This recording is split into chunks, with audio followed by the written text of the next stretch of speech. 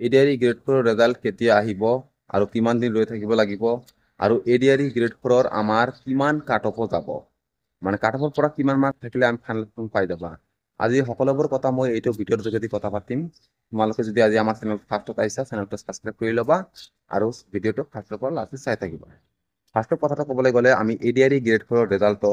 আমাৰ appointment letter দিব 10 অক্টোবৰত মামাই কৈ দিছে যে আমাৰ মিনিমাম 40,000 বা আমি 40,000 পোস্টৰ মানে একেলগে আমাৰ এপইণ্টমেণ্ট লেটাৰ দিব তাত আমাৰ এডিআৰইও মানে যোগ কৰা হৈছে আৰু এডিআৰই গ্ৰেড 4 ৰেজাল্টটো আমাৰ মিনিমাম আমাৰ সেপ্টেম্বৰ মাহত ওলোৱাৰ 100% এটা চান্স আছে কাৰণ এপইণ্টমেণ্ট দিয়াৰ মিনিমাম আমাৰ 20 বা 15 দিন আগতে আমাৰ ৰেজাল্টটো দি দিয়ে সেইবাবে আমি একটা এক্সপেক্টেড এটা আইডিয়া ল'ব পাৰোঁ যে আমাৰ ছেপ্টেম্বৰ মাহৰ মাজভাগত আমাৰ 100% আমি ক'বলৈ গ'লে 17 পৰা মিনিমাম 20-22 তাৰিখৰ ভিতৰত ৰেজাল্টটো এডিআৰই গ্ৰেড 4 হোৱাৰ 100% চান্স আছে আৰু এতিয়া কথাটো হ'ল এডিআৰই গ্ৰেড 4 কাট অফ কিমান যাব এডিআৰই গ্ৰেড 4 কাট অফ যদি ক'বলৈ যাওঁ তাত আমাৰ মিনিমাম ভাইবা হৈছিল 15 মাৰ্কছ 15 মাৰ্কছ যেহেতু ভাইবা হৈছিল তাত যদি তুমি মিনিমাম 8 মান পোৱা 8-9 মান পোৱা আৰু যদি কাট অফৰ পৰা তোমাৰ 3 বা 4 বেছি আছে তেনেহ'লে তোমাৰ 100% চান্স আছে টোটাল মিলাই যদি তোমালোকৰ 10 বা 12 বেছি আছে মানে কাট অফৰ পৰা 100% চান্স আছে ভাইবা মিলাই আৰু যদি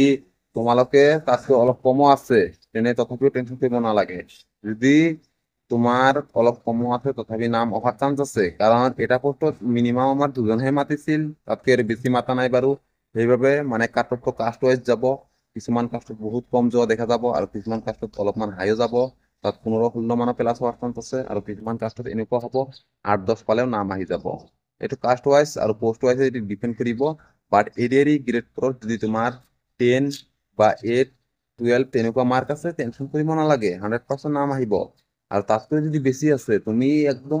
ফ্ৰী মাইণ্ডত থাকিব পাৰা এতিয়া যিমান দিন থাকিবা আৰু ভালকৈ থাকা 100% নাম আহিব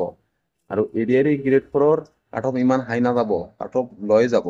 কাৰণ সকলোৱে সকলো কুৱেশ্যনৰ এনচাৰ দিব পৰা নাই ভাইবাত মিনিমাম 15 মাৰ্কৰ হ'লেও মানে সকলোৱে 15 মান নাপায় তাত মিনিমাম আমাৰ ধৰিবলৈ গ'লে 8, 9, 10 তেনেকুৱা মাৰ্কে বেছি পাই থাকে আৰু কাট অফৰ পৰা যদি তোমালোকৰ 2-3 মান বেছি থাকে তেনেহ'লে তোমাৰ 100% চান্স আহিব তুমি 8-10 তেনেকুৱা পোৱা আৰু কাট অফৰ পৰা 2-3 মান বেছি থাকিলে ছেফ জোনত ধৰিব পাৰা 100% নাম আহি যাব আৰু কিছুমান কাষ্টৰ ল'ৰা ছোৱালীতো আমাৰ ইউআৰত সোমাই যায় তাত আৰু কাষ্টৰ ল'ৰা ছোৱালীবিলাকৰ কাট অফ অলপমান কম যোৱাৰ চান্সেছ থাকে সেইবাবে ইমান টেনশ্যন নকৰিবা ফাইনেল চিলেকশ্যন 100% পাই যোৱাৰ চান্স আছে আৰু এডিআৰই ৰেজাল্টৰ বিষয়ে ক'বলৈ গ'লে আমাৰ ছেপ্টেম্বৰত মাহত অহাৰ 100% চান্স আছে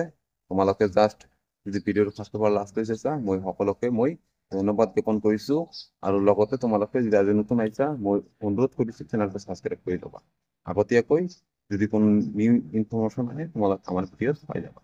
থেংক ইউ